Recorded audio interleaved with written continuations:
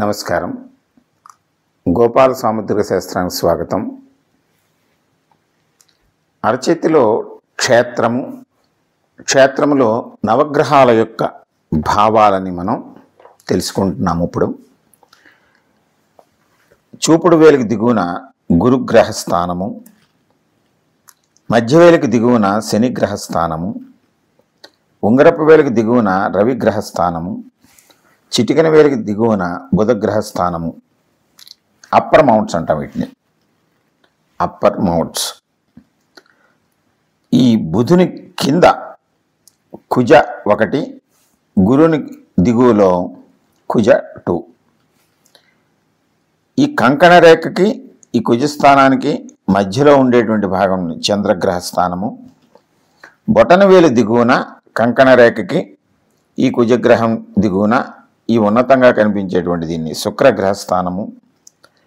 అరచేతి మధ్య భాగములో శని స్థానానికి దిగువన రాహుగ్రహ స్థానము. మనం 8ని గుర్తించడం జరిగింది.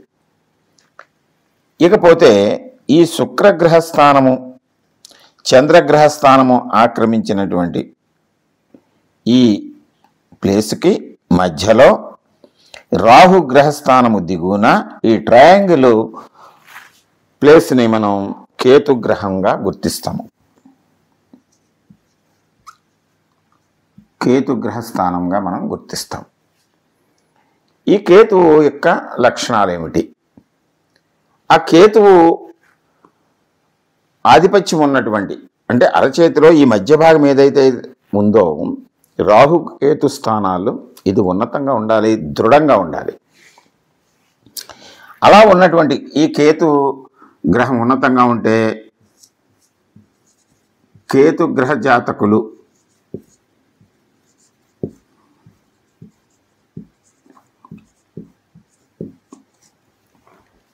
వీరిని కేతు గ్రహ జాతకులుగా గుర్తిస్తాం. వీరు సన్నగా పొడవుగా ఉంటారు. కంఠం ఇలాగా ఉబికినట్టు కంఠం కాయ కనిపిస్తూ ఉంటుంది. అస్థిరంగా ఉంటారు. వీరు అస్థిర భావాలు కలిగి ఉంటారు.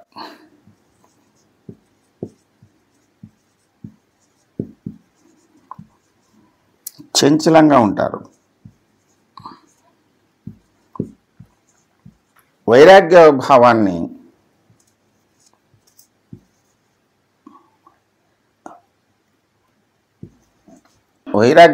కలిగి ఉంటారు వీళ్ళు. ఇంకో కొన్ని మంచి లక్షణాలు ఏమిటంటే సూక్ష్మ దృష్టి, సూక్ష్మ పరిశీలన.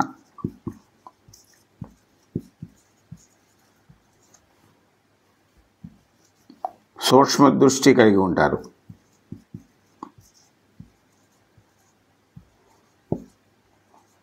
దీనికి అనుగుణంగానే వీరు మినియేచర్ ఎక్విప్మెంట్, మినియేచర్ ఆర్టికల్స్, సూక్ష్మ పరికరాలు, సూక్ష్మమైనటువంటి వస్తువులు, సూక్ష్మమైనటువంటి కళాఖండాలు, ఇవి చేయటంలో వీళ్ళు నేర్పరితనం కలిగి ఉంటారు. ఒక విధంగా చెప్పాలంటే చిత్ర విచిత్రమైనటువంటి పనులను చేసేటువంటి వ్యక్తులు వీరు.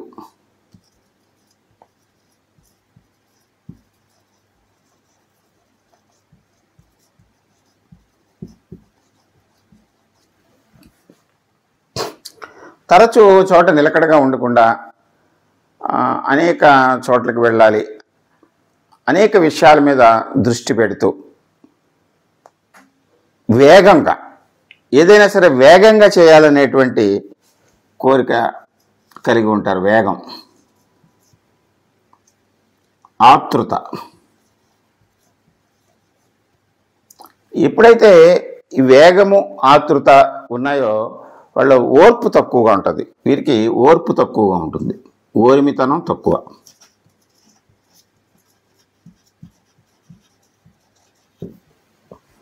ఈ భావాలు కలిగి ఉన్నటువంటి వ్యక్తులు సాధారణంగా వృత్తి వ్యాపారాలు, అంటే వేగంగా జరిగేటువంటి పనులు జరిగేటువంటివి మనం చూస్తూ ఉంటాం. ఈ కొరియర్స్ ఒక చోట నుంచి ఒక చోటకి వస్తువుల్ని చేరవేయటం, తర్వాత దీపావళికి మనం బాణసంచాన్ని తయారు చేసేటువంటి పరిశ్రమలు, ఒక మెరుపులు, అద్భుతాలు, ఈ సర్కస్ల్లో ఫీట్లు చేసేటువంటి వాళ్ళు, ఇంకా ఒక విధంగా చెప్పాలి అంటే ఇప్పుడు ఈ సినిమా ఇండస్ట్రీస్లోను కంప్యూటర్స్లోను వేగంగా చేసేటువంటి ఈ పనులను గ్రాఫిక్స్ డిజైన్ చేయడంలోను, మినియేచర్ కళాఖండాలు, మినియేచర్ ఆర్టికల్స్, మినియేచర్ ఎక్విప్మెంట్. ఒక విధంగా చెప్పాలంటే వైద్య రంగంలో ఈ శరీర అంతర్భాగాల్లోకి వెళ్ళి వాటిని పరిశీలించేటువంటి ఈ రోబోటిక్ ఇన్స్ట్రుమెంట్స్, వాటిని ఆవిష్కరించడం, అలాగే ఆస్ట్రోనాట్స్ వాళ్ళు ఉపయోగించేటువంటి పరికరాలు, ఈ ఇతర గ్రహాలకి పంపించేటువంటి శాటిలైట్స్ ఏవైతే ఉంటాయో, శాటిలైట్స్లో బరువు వైశాల్యం తక్కువగా ఉండి ఎక్కువ పనితీరు కనిపించేటువంటి వస్తువుల్ని సూక్ష్మంగా క్రియేట్ చేసేటువంటి నేర్పరితనం ఈ కేతుగ్రహ జాతకుల్లో కనబడుతూ ఉంటుంది మనకి. అయితే వీరికి కొంచెం తొందరగా ఒక పని నుంచి ఇంకో పనిలోకి, ఒక చోట నుంచి ఇంకో చోటకి, ఒక సంస్థ నుంచి ఇంకో సంస్థకి ఇలాగా మార్పు చెందేటువంటి లక్షణం ఎక్కువగా ఉంటుంది. అయితే అది ఎంతవరకు జరుగుతుందన్నది తర్వాత మనం రేఖలు వాటి యొక్క స్థాయిని బట్టి అంచనా వేయవచ్చు. ఎందుకంటే ఇది ఈ గ్రహాల యొక్క భావాలని మనం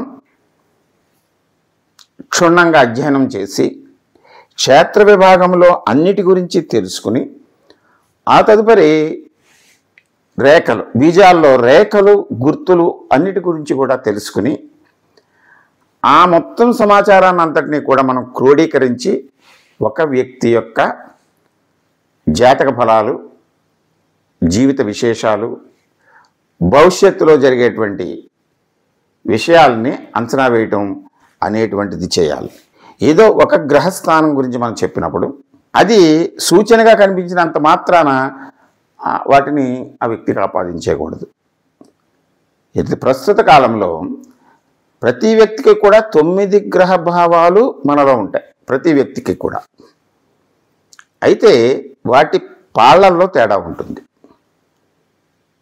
కొన్నిట్లో గురుస్థానం, కొంతమందిలో గురుస్థానం ప్రభావం హెచ్చుగా ఉంటే కొంతమందిలో శుక్రగ్రహస్థానం హెచ్చుగా ఉండొచ్చు. అయితే దీన్ని మనం క్రోడీకరించేటప్పుడు ఫస్ట్, సెకండ్, థర్డ్ ప్రిఫరెన్స్ తీసుకుని మొదటి 3 గ్రహాల యొక్క భావాలని మిళితం చేసి ఆ వ్యక్తులు ఆ 3 గ్రహాల యొక్క భావాలకు అనుగుణంగా వాళ్ళు ఏ వృత్తిలో ప్రవేశిస్తారు, ఏ వ్యాపారం చేస్తారు, ఏ రంగంలో వాళ్ళు అభివృద్ధిని సాధిస్తారు అనేటువంటిది అంచనా వేయటానికి మనం వీటన్నిటినీ కూడా పరిగణలోకి తీసుకోవాలి. ఇప్పుడు మనం కేతువు గురించి తెలుసుకున్నాము. కేతు సహజంగా ప్రకృతిలో కేతువుకి సంబంధించినటువంటి అంశాలు ఏవైతే ఉన్నాయి,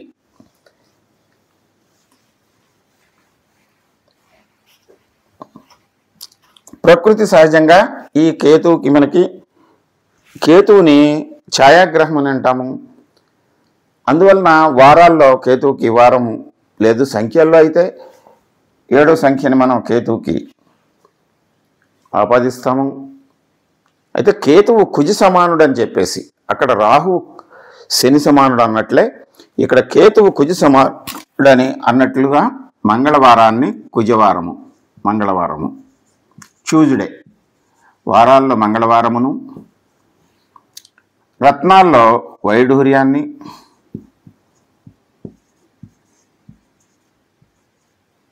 రంగుల్లో ఆరెంజ్ కాషాయ రంగుని,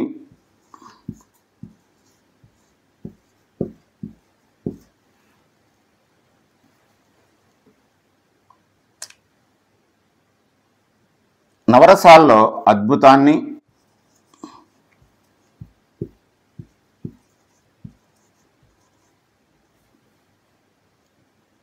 గుణాల్లో రజోగుణాన్ని,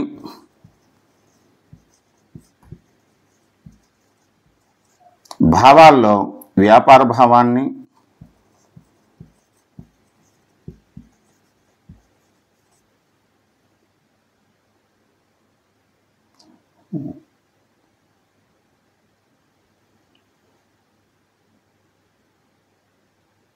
నవధాన్యాల్లో ఉలవలు.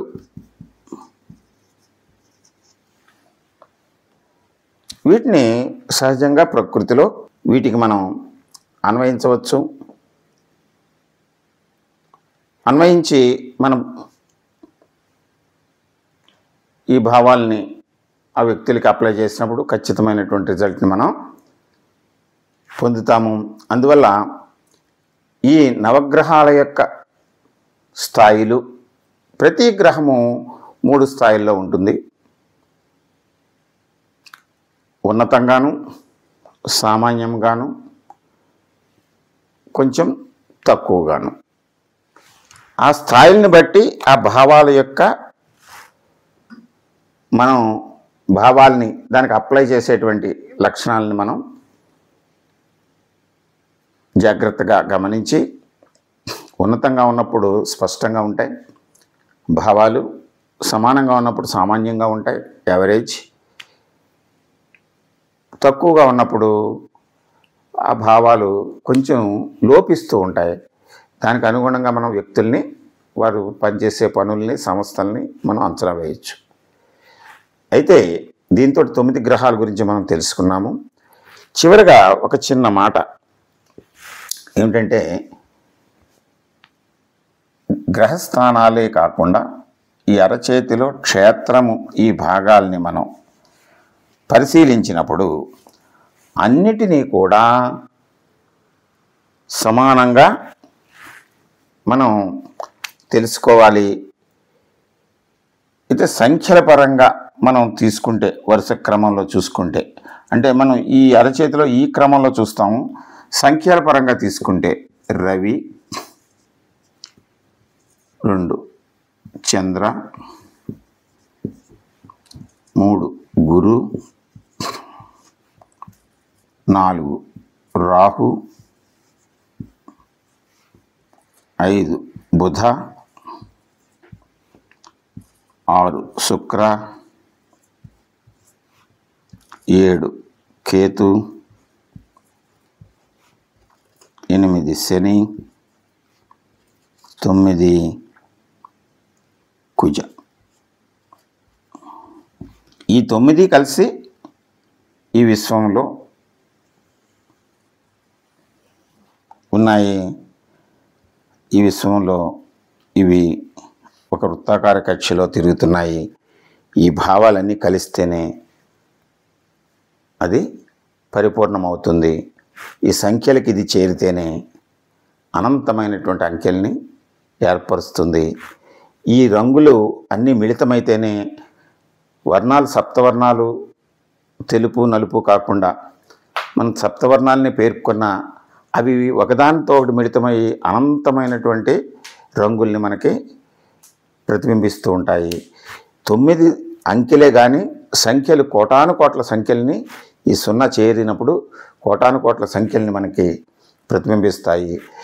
దేని భావం దానికి ఉంటుంది. ఇవన్నీ మిళితమైనప్పుడు కోటాను కోట్ల వ్యక్తుల్ని మనకి సమాజంలో చూపిస్తూ ఉంటాయి. అలాగే పదార్థాలు 9 మనకి కనిపించిన వాటి యొక్క శక్తి మన మానవునికి అనేక రూపాల్లో అవి మిళితమై అందిస్తూ ఉంటాయి. అయితే శాస్త్రాన్ని తెలుసుకున్నప్పుడు సమగ్రమైనటువంటి అవగాహన ఏర్పరచుకోవాలి. దీనికి మనం ఈ ఎపిసోడ్ మనం పూర్తి చేసేటప్పుడు ఒక నిమిషం ఒక చిన్న కథ చెప్తాను. మా పెద్దనాన్నగారు నాకు చెప్పారు. అది మీ అందరికీ చెప్తాను. ఏం చేతనంటే, ఒక విషయము తెలుసుకోవాలంటే అది జ్ఞానము. జ్ఞానము లేనటువంటి వాడి అజ్ఞాన్ని మనం అంధుడిగా గుర్తిస్తాము. కొన్ని విషయాలే తెలుసుకుని దాన్నే మనం తనకు తెలిసిన విషయమే అదే ప్రామాణికంగా ప్రకటించే వాళ్ళు కొంతమంది ఉంటారు. ఎలాగంటే ఒక నలుగురు అంధులు ఉన్నారట ఒకప్పుడు. ఒక ఏనుగు ఒక చోట నిలబడి ఉంది. ఈ నలుగురు అందరూ కలిసి ఏనుగు ఎలా ఉంది అనేటువంటి పరిశీలన చేయడానికి వెళ్ళి ఒక వ్యక్తి తొండం దగ్గర నిలబడ్డాడు, ఒక వ్యక్తి కాలు దగ్గర నిలబడ్డాడు, ఒక వ్యక్తి చెవి దగ్గర నిలబడ్డాడు, ఒక వ్యక్తి తోక దగ్గర నిలబడ్డాడు. వాళ్ళు దాన్ని తడిమి చూశారు. అంటే వాళ్ళకి దృష్టి జ్ఞానం లేదు గనక ఒక స్పర్శ మాత్రంగా వాళ్ళకి కనిపించినటువంటి దాన్ని టచ్ చేసి చూశారు. చూసిన తర్వాత వాళ్ళు నలుగురు వెళ్ళిపోయి కూర్చున్నారు. ఎవరో ఒక ఆయన వాళ్ళని అడిగాడు, ఏనుగు ఎలా ఉంటుంది అని ఒక ఆయన అడిగాడు ముందు. అయితే అతను తొండను మాత్రమే పట్టుకుని చూశాడు. అంచేది వెంటనే ఏమన్నాడు, ఏనుగంటే ఏమీ లేదు, ఇలా పొడవుగా ఎలా ఉంటుంది, ఇలా వంకరగా చివర ఉంటుంది, కదులుతూ ఉంటుంది. ఏనుగంటే ఒక పాములా ఉంటుంది, అంటే తొండంలా ఉంటుంది అని చెప్పాడు. అంటే అతని నాలెడ్జ్ అంతే. ఇంకొక ఆయన కాలు దగ్గర నిలబడ్డాడు. అది తరిమి చూశాడు. ఓహో, ఏనుగంటే ఇలా ఉంటుంది, ఒక స్తంభంలా ఉంటుంది, ఇంత ఎత్తు ఉంటుంది. ఏనుగంటే ఎలా ఉంటుంది అంటే స్తంభంలా ఉంటుంది. ఆయన పరిజ్ఞానం అంతవరకే. ఇంకొక ఆయన చెవి దగ్గర ఉన్నాడు. ఆ చెవిని ఇలా తడిమి చూశాడు, చేటలా ఉంది ఇది. ఏనుగంటే ఎలా ఉంటుంది అని ఆయన అడిగితే ఆయన ఏమన్నాడంటే చేటలా ఉంటుంది అన్నాడు. ఇంకో నాలుగో వ్యక్తి చివర అంటే వెనకాల తోక దగ్గర నిలబడ్డాడు. దాన్ని పట్టుకు చూశాడు. చూస్తే ఆయన అడిగితే ఏమనంటే ఏనుగు ఎలా ఉంటుందయ్యా అంటే చీపురు కట్టలాగా ఉంటుంది, చిన్నది కూర్చుంటుంది, ఇంత పొడుగు ఉంటుంది అన్నాడు. అంటే ఇప్పుడు ఏనుగు ఎలా ఉంటుంది? అలాగే ఈ శాస్త్రము అరచేతిలో ఏం చెప్తుంది అంటే ఏదో ఒక భావాన్ని పట్టుకుని కానీ, ఒక రేఖ గురించి కానీ, ఒక లక్షణాన్ని గురించి కానీ చెప్పి అతని యొక్క జీవితం ఇలా ఉంటుందని మనం ప్రకటించకూడదు. సమగ్రమైనటువంటి అవగాహన ఏర్పరచుకోవాలి. అందువల్లనే ఈ 9 గ్రహాలు 9 రకాలైనటువంటి భావాల్ని మన మీద అవి ప్రసరింపజేస్తాయి. అవి మనం కర్మానుసారం మనం నిక్షిప్తం చేసుకుంటాము. అంటే మనం అనేక ఆహార పదార్థాలు అక్కడ పెట్టినప్పుడు మన అభిరుచికి అనుగుణంగా కొన్నిటిని మనం స్వీకరిస్తూ ఉంటాము. అదేవిధంగా మన జీవితం ప్రారంభంలోనే ఇవి నిక్షిప్తమై ఉంటాయి. వాటికి అనుగుణంగానే మనం ప్రవర్తన, మన యొక్క అభిరుచి, అభిలాష, మన యొక్క అభివృద్ధి అన్నీ ఆధారపడి ఉంటాయి కనుక ఇది గ్రహస్థానాలను అంచనా వేయటం చాలా క్లిష్టమైనటువంటి అంశం. అయితే మనం సాధన చేస్తే ఏది క్లిష్టమైనది కాదు. అది సాధన చేస్తే మనం ఖచ్చితంగా వీటిని ఏ గ్రహస్థానం ఉన్నతంగా ఉంది, ఆ భావాలు ఎలా ఉన్నాయంటే అంచనా వేయచ్చు. ఈ క్షేత్ర విభాగంలో మనం అరచేతి యొక్క ఆకారము, రంగు, చర్మ యొక్క స్వభావము, వంగేటి స్వభావము, మృదుత్వము, వేళ్ళు, కాళీలు, బొటనవేలుకు ఉండే కోణము, గోళ్ళు, వేళ యొక్క పరిమితులు, ఇలాగ అనేక అంశాల గురించి తెలుసుకున్నాము. గ్రహస్థానాలు వాటి యొక్క భావాల గురించి తెలుసుకున్నాము. ఇంకొక ఎపిసోడ్లో మనం ఈ గ్రహస్థానాల్ని అన్నిటినీ కూడా మనం పోల్చి ఏ ఏ విభాగాలు, వృత్తులు, వ్యాపారాలు ఎలా ఉన్నాయో తెలుసుకుందాము. తదుపరి మనం అది తెలుసుకునే వరకు వీటిని ఒకసారి మననం చేసుకోండి, తెలుసుకున్నటువంటివి. ఈ వరుసగా అన్ని ఎపిసోడ్ని మీరు ఫాలో అవ్వండి. అయితే సాముద్రిక శాస్త్రం అతి సులువుగా మీకు అవగాహన అవుతుంది. మీ చేతిని మీరు పరిశీలించుకోవచ్చు. మీ కుటుంబ సభ్యులు, స్నేహితులు, మీ బంధుగణము దగ్గర ఉన్నటువంటి అందరినీ పరిశీలించవచ్చు. తగిన సూచనలు, సలహాలు ఇవ్వచ్చు. మిమ్మల్ని మీరు తెలుసుకోవచ్చు. మన జీవితాన్ని మనం మలుచుకోవచ్చు. అందువలన ఈ సాముద్రిక శాస్త్రాన్ని మనం క్షుణ్ణంగా తెలుసుకోవడానికి ప్రయత్నం చేద్దాము. మరొక ఎపిసోడ్లో మరీ కలుసుకుందాము. అంతవరకు దీన్ని వీక్షించండి. సాముద్రిక శాస్త్రము గోపాల సాముద్రికాన్ని సబ్స్క్రైబ్ చేసుకోండి. మీ స్నేహితులు, బంధువులందరి చేత సబ్స్క్రైబ్ చేయించండి. నెమ్మదిగా మీకు తీరిక దొరికినప్పుడు ఈ ఎపిసోడ్స్ని మీరు తిలకించండి. నమస్కారం.